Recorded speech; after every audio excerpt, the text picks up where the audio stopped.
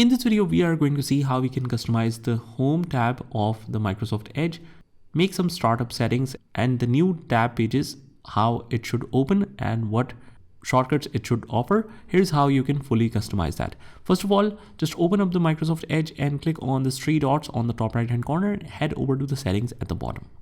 On the left hand side, we can see Start, Home and the new tab page. Click on that, and on startup, we can set it to open a new tab page completely blank, or you open the tabs from the previous session, which is very useful, especially if you have a common 6 to 7 tabs or websites open as soon as you start working.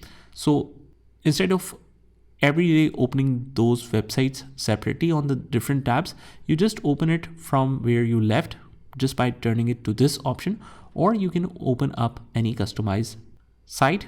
You can add the site, or even you can add or use all the open tabs for it. Show home button on the toolbar. If you enable that, it will offer the new tab page option and the custom site links. And let's say that every time we log in, we want to set it to google.com. Here's how you can do it from here in the home tab.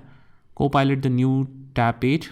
So it will automatically show you the Copilot option and search box and all the facilities, which should make your navigation and work easier on the browser. But this option is available in the latest version. Preload your new tab page. You can use that. You can on Windows device, and you can customize this on Windows device start. It should open the Microsoft Edge automatically or not. You can make this setting, toggle that off or on depending on your preference. And that is how we do it. I hope you found this video helpful, and if you did, hit the like button and subscribe to our channel, and I will see you in the next one.